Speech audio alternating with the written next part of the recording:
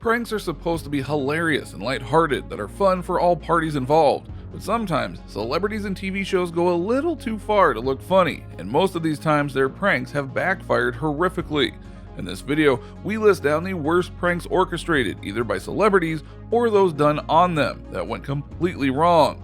Before we continue, make sure to give this video a thumbs up, subscribe, and hit that bell icon for notifications. Let's begin. Number 5. The highlight of the 2000s was the famous TV show created by Ashton Kutcher called Punk'd, which featured the Scrubs heartthrob actor Zach Braff in 2005 as part of their season 4, who was really badly pranked by his co-star Donald Faison on camera. He orchestrated the prank by hiring child actors who spray painted Braff's brand new Porsche while he kept Braff busy in the liquor store. Unexpectedly, Braff exited the store early and caught the child actors in the act. Technically, they were supposed to escape before Braff came back, but that did not go according to plan, and it's safe to say Braff certainly did not react well. He was so incredibly furious, thinking his car had actually been ruined, that he chased one of the kids, and when he caught him, he not only verbally harassed the 12-year-old, but also beat him up. His exact words in an interview were, "They choreographed the whole thing, and I wasn't supposed to catch the kid, but I caught him. And I'm not a big fighter or anything, but with the adrenaline and everything, I just started pummeling him." Later, the fight was broken up and he was made aware of it being a prank and how the paint was actually fake. While airing this episode, MTV censored the part where Braff beat up the child and people did not find out about it until later. If you ask us, the prank and the execution both sucked phenomenally. Number 4. In 2011, famous rapper The Game thought it would be funny to deceive his 589,164 Twitter followers by tweeting his personal number, who he claimed anyone could contact in order to get an internship and work directly with him. His followers went absolutely crazy at this tweet, started calling the number day and night to the point where it jammed the phone line for at least 2 hours. The punchline apparently was that this number actually belonged to a sheriff's office emergency line in Compton, where the officials were extremely enraged at this prank because their emergency line was flooded with unnecessary calls.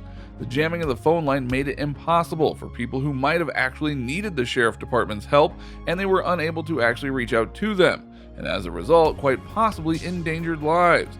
The officials did not find this funny at all and decided to press charges against the rapper for this unjustified behavior.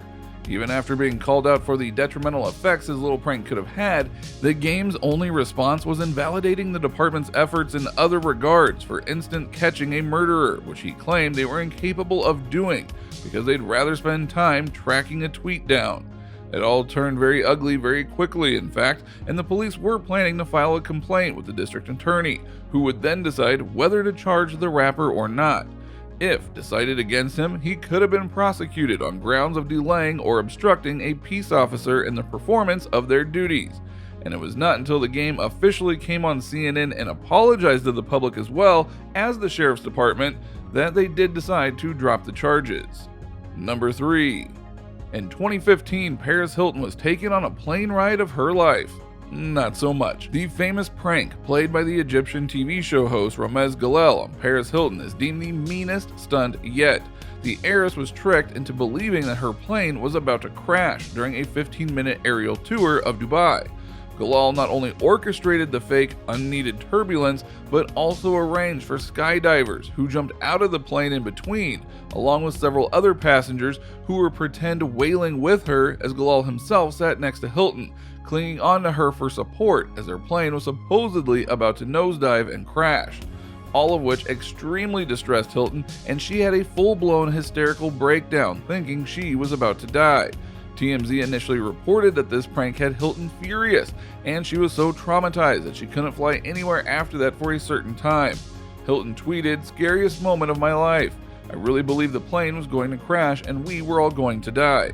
The aftermath of this ridiculous prank did not leave Galal laughing, either considering the traumatized socialite attempted to sue him for emotional distress that she had to endure during the stunt.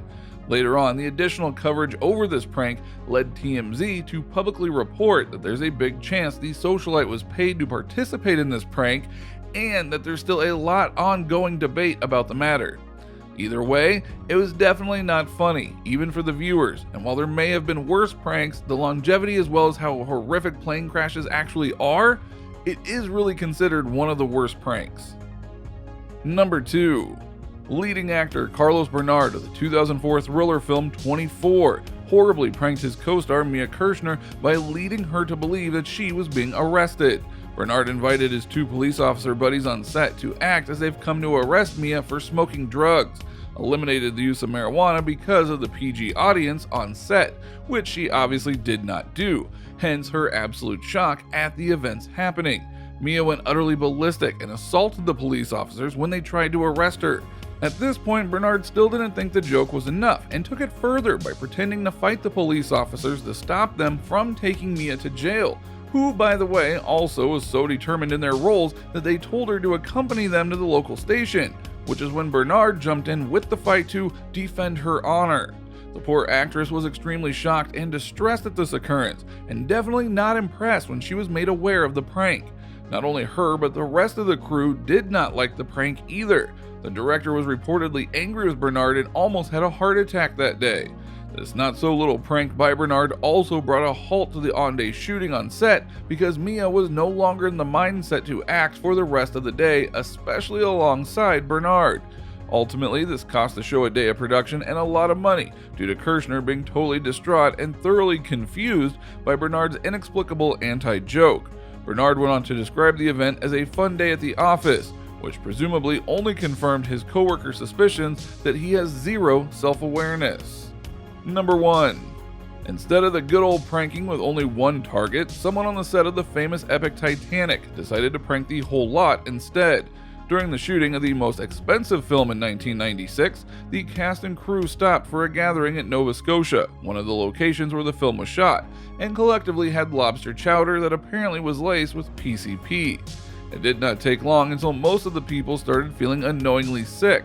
The chowder had affected 50 to 80 people at most. It was chaos. People assumed it was food poisoning at first, but then the condition got so worse they all had to be rushed to the emergency room at the Dartmouth General Hospital, where the lot was kept in their specific cubicles, but kept getting out until they had created complete chaos at the hospital as well, where the doctors were working off the assumption that it was food poisoning, until police showed up for a tox screening and found that they were just simply stoned.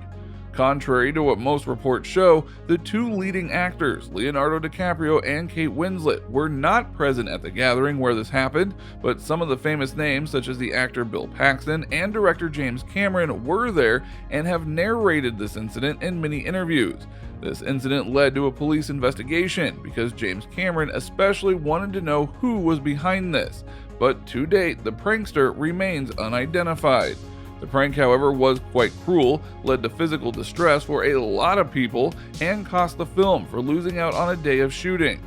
Some people, though, claim that the prankster did it because of how difficult James Cameron was to work with. So, should it be justified? Not really. What did the other 79 people do to deserve this? Which prank do you think was the worst? Let us know in the comments. Thank you for watching, and we'll see you in the next video.